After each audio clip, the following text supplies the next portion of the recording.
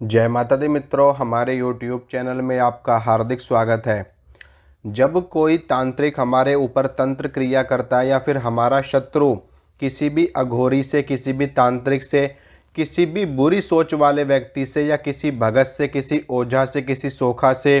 किसी भी सेवड़े से हमारे ऊपर कोई तंत्र क्रिया करवाता है हमारा शत्रु, तो होता क्या है कि कुछ लक्षण हमें पहले से ही दिखाई देने शुरू हो जाते हैं। उनके बारे में मैं आज आपको बताता हूँ। देखिए मित्रों, तांत्रिक करता क्या है कि जिस शक्ति को उसने साध रखा होता है,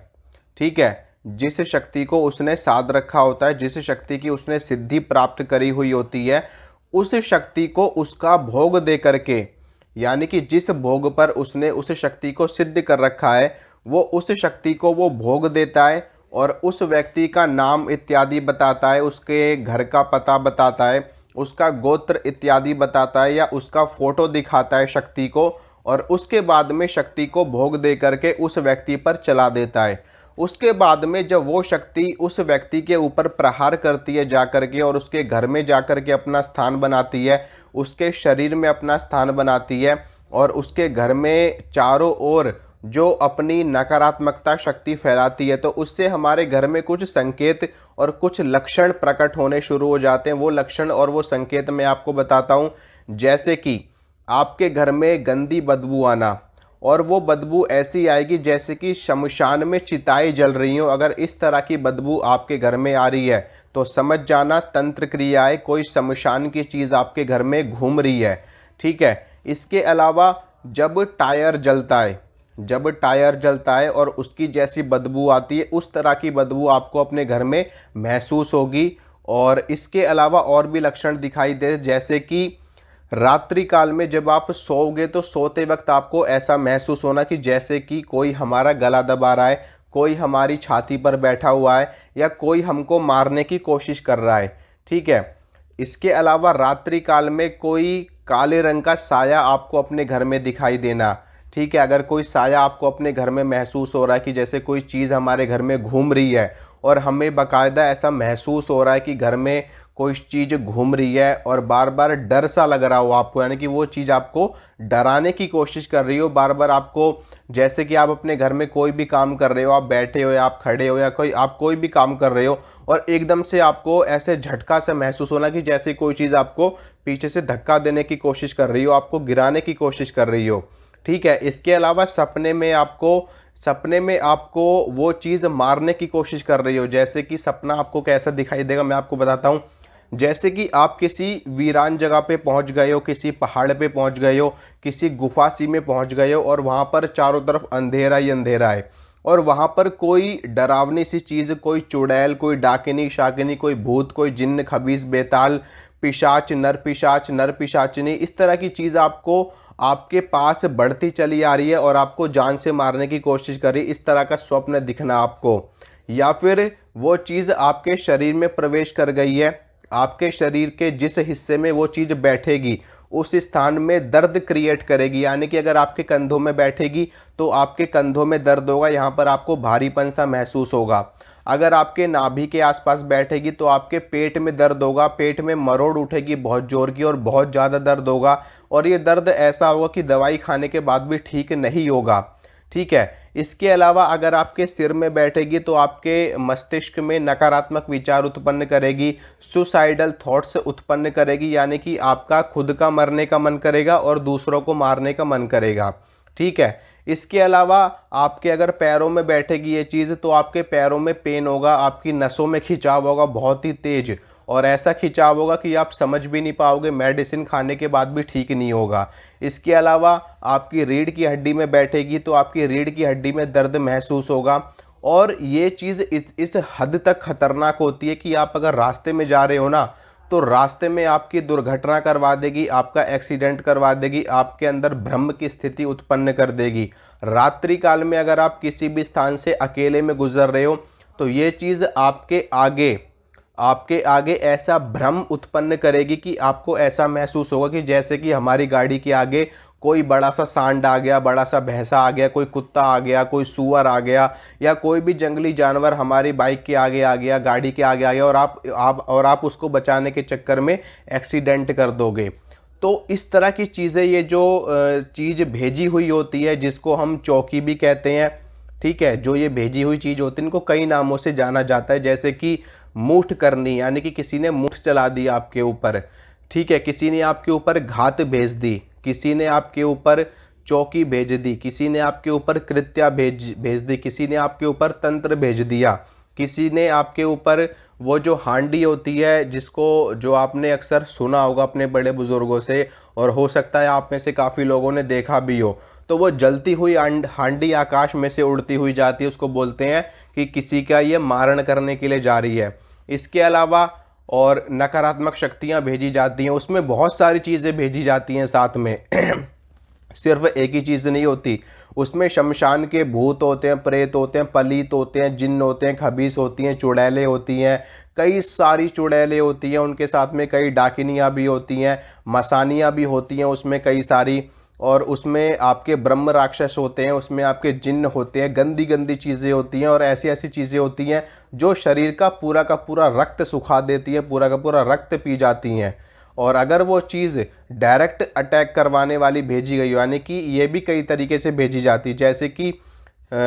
महीने के लिए, 2 महीने के लिए, 6 महीने के लिए, या जीवन भर के लिए, या आपका व्यवसाय बर्बाद करना है, या आपको जान से मारना है, या आपको तरह तरह की सिर्फ और सिर्फ आपको दंड देना है, या आपको बीमार रखना है हमेशा, या आपका एक समय निर्धारित कर दिया जाता है कि इतने समय में व्यक्ति की अब स्वतः मृत्यु हो जाएगी। तो इस तरीके से ये तंत्र की क्रियाएं करी जाती हैं जो ये अघोरी तांत्रिक करते हैं, ठीक है। इनका काम ही यही होता है, क्योंकि ये खुद तो बुरी सोच वाले होते हैं, और ऐसे आपके शत्रु अगर हों तो निश्चित रूप से फिर तो और भी उनका काम आसान हो जाता है कि वो कुछ पैसों के लालच में आपके ऊपर तंत्र छोड़ देते हैं। बलि दे करके कुछ लोग छोड़ते हैं, कुछ लोग अपना भोग दे करके छोड़ते हैं, कुछ लोग अपना रक्त दे करके छोड़ते हैं, तो कुछ लोग सूअर की बलि देते हैं, कोई बकरे की देता है, कोई मुर्गे की देता है, कोई किसी की देता है, कोई किसी की देता है। सबका अपना अपना तरीका होता है, जिसने जैसे सिद्धि की होती है, जो जैसा देवी देवताओं को भोग दे रहा होता है उसी हिसाब से वो चीज़ छोड़ता है। और इसमें ज़्यादातर शक्तियों की दुहाई लगा करके चीज़ों को भेजा जाता है। तो ये चीज़ें कुल मिला करके ना आपके घर को बर्बाद कर देती हैं। आपके घर में लड़ाई झगड़ा होना शुरू हो जाएगा, ठीक है, भाई की भाई से नहीं बनेगी, बाप की बेटे से नहीं बनेगी, आपस में बेटी की नहीं बनेगी, बहू की नहीं बनेगी, सास की नहीं बनेगी, आपस में खूब कलेश होगा, इतना कलेश होगा कि एक दूसरे को मारने का मन करेगा, ठीक है, हमेशा गुस्सा सा आता रहेगा, ऐसा मन करेगा कि सामने वाले को ख़त्म कर दूं या खुद ख़त्म हो जाऊं। इस तरीके की थॉट्स आपके मन में बार बार आएंगे। आप अपने घर में कोई भी काम कर रहे हो तो आप अचानक से गिर पड़ोगे, आपकी हड्डी टूट सकती है, आपके फ्रैक्चर आ सकता है, यानी कि ये चीज़ कुल मिलाकर के दुर्घटना करवाती है चीज़ें बार बार, और कई बार इस हद तक दुर्घटना हो जाती है कि व्यक्ति की मृत्यु भी हो जाती है, ठीक है। आपको हमेशा रोग घेर लेंगे, इतनी बीमारियां आपको जकड़ लेंगी, इतनी बीमारियां आपको जकड़ लेंगी, आप दवाई पे दवाई खाते रहोगे, एक बीमारी ठीक होगी दूसरी लग जाएगी, दूसरी ठीक होगी तीसरी लग जाएगी, तीसरी ठीक होगी चौथी लग जाएगी,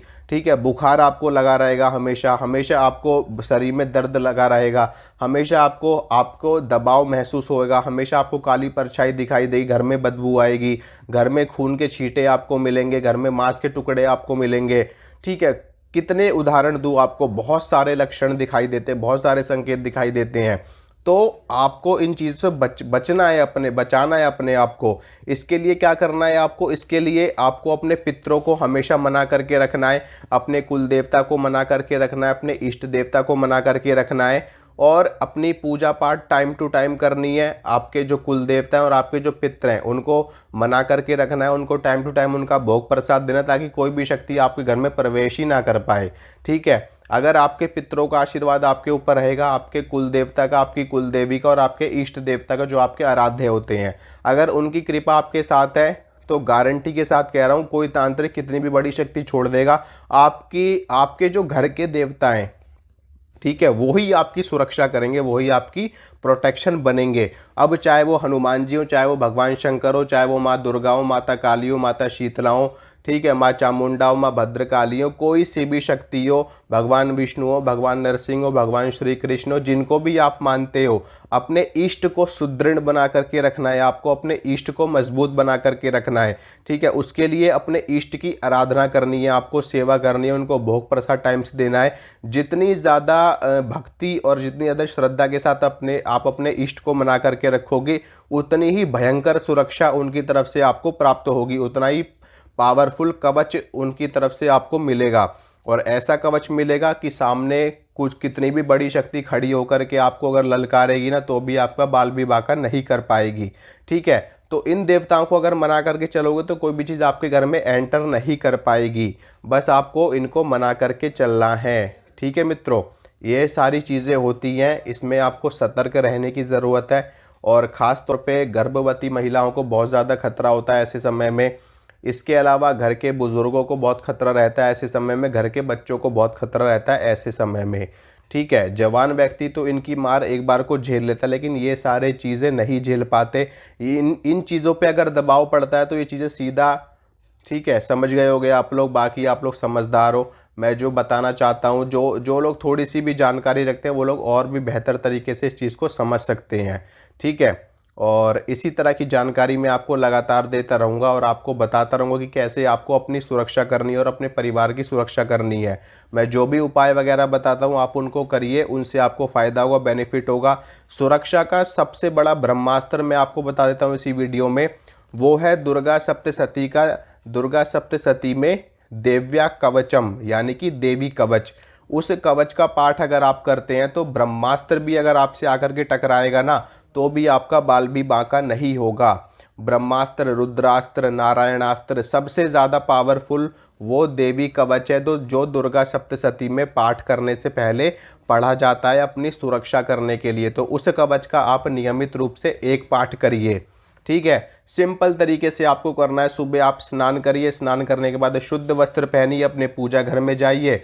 वहाँ पर जोत बत्ती करिए, दीपक जलाइए और उसके बाद में सीधा सीधा दुर्गा सप्तशती की पुस्तक लीजिए, उसमें देवी कवच का पाठ है और उसको पढ़ना शुरू कर दीजिए। अगर आपको संस्कृत नहीं आती तो आप उसको हिंदी में भी पढ़ सकते हो, कोई आपत्ति वाली बात नहीं है। विनियोग से आपको शुरुआत करनी है। ठीक है, ओमस्य श्री चंडी कवचस्य, यहाँ से आपको शुरुआत करनी है और आपको पूरा एंड तक पढ़ना है। आपकी भयंकर सुरक्षा होगी, माँ भगवती स्वयं आपकी सुरक्षा के लिए आगे खड़ी रहेंगी आपके। ठीक है मित्रों, आशा करता हूँ जो जानकारी मैंने आपको दी आपको समझ में आई होगी, आपको अच्छी लगी होगी। अगर मेरे द्वारा दी गई जानकारी आपको अच्छी लगती तो वीडियो को लाइक करना, वीडियो को शेयर करना, चैनल को करना सब्सक्राइब। इसी तरह की जानकारी मैं आपको लगातार देता रहूँगा। मिलूँगा आपसे अगली वीडियो में। जय माता दी।